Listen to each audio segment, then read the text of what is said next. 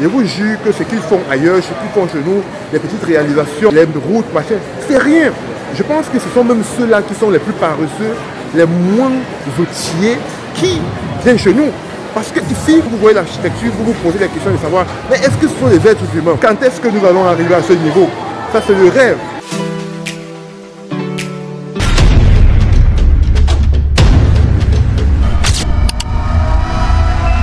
Hello les gars. Alors, ce soir, nous avons encore vécu une expérience, une très très belle expérience. Fantastique expérience, les gars. Fantastique expérience. Ici, là, nous sommes dans un mall à Chongqing. Je croyais que Shanghai était la plus belle ville. Je croyais aussi que Guangzhou était aussi développé que ça. Mais je vous assure que j'ai vu quelque chose de magnifique. Chongqing est une ville hyper développée, avec des infrastructures pas possibles, comme vous ne pouvez pas imaginer. Voilà. Donc là, nous sommes ici, tout est... c'est compliqué. C'est compliqué.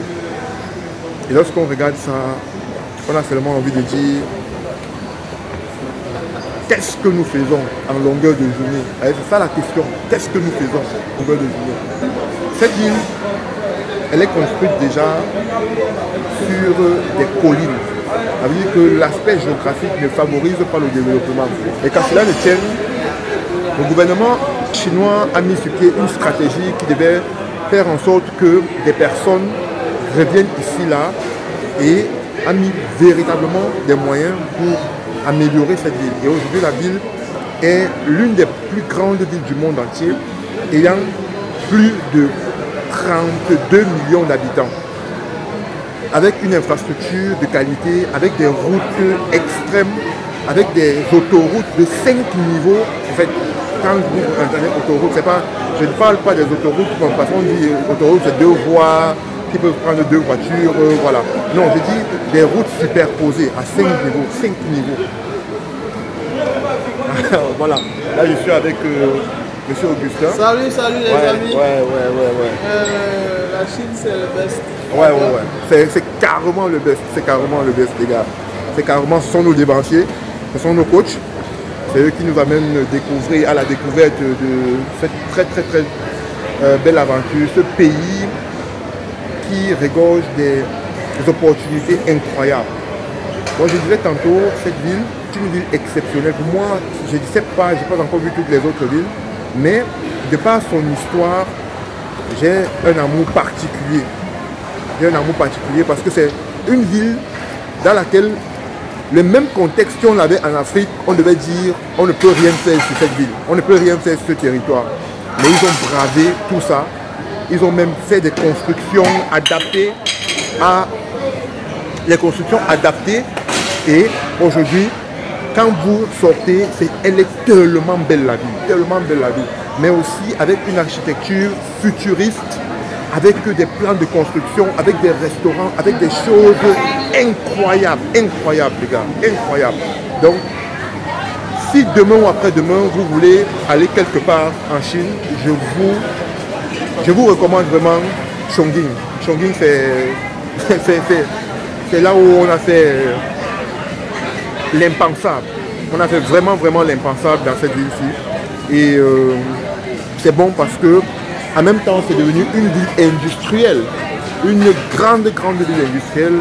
Ici aujourd'hui, nous sommes arrivés pour vérifier, pour visiter des usines en termes de fabrication de machines agricoles, en termes de construction de moteurs électriques, en termes aussi de voitures, les voitures d'occasion.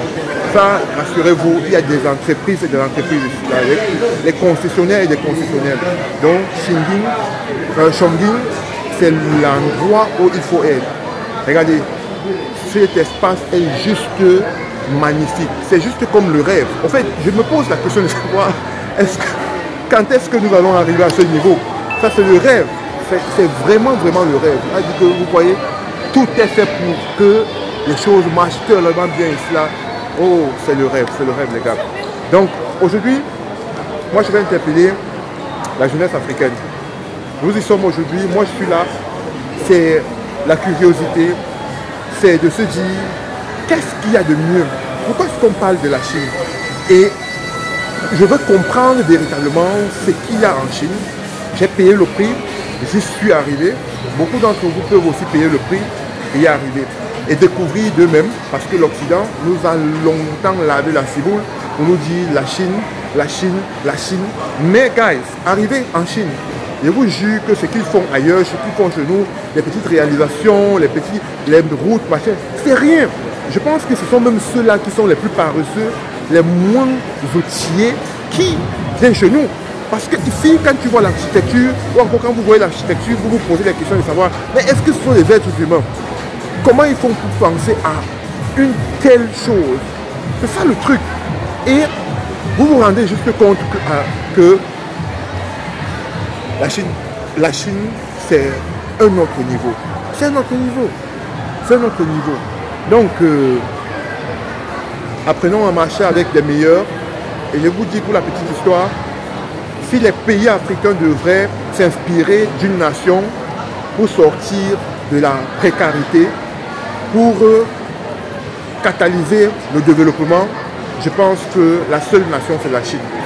Parce qu'on a comme une histoire identique. On a comme une histoire identique, sauf qu'on n'a pas le même mindset. La Chine, à 75 ans d'indépendance, est aujourd'hui la première puissance économique du monde. Hélas. Ouais, elle est la première puissance économique. Et ça va continuer. Donc, d'ici 25 ans, ils ont l'objectif de devenir officiellement la première puissance du monde. Et je pense qu'ils y atteindront cet objectif. Avec ce que je vois, je ne suis jamais parti aux États-Unis, mais je suis vraiment bluffé. Alors, guys, je suis avec ma team. Donc, je vais vous laisser et on se dit à la prochaine capsule.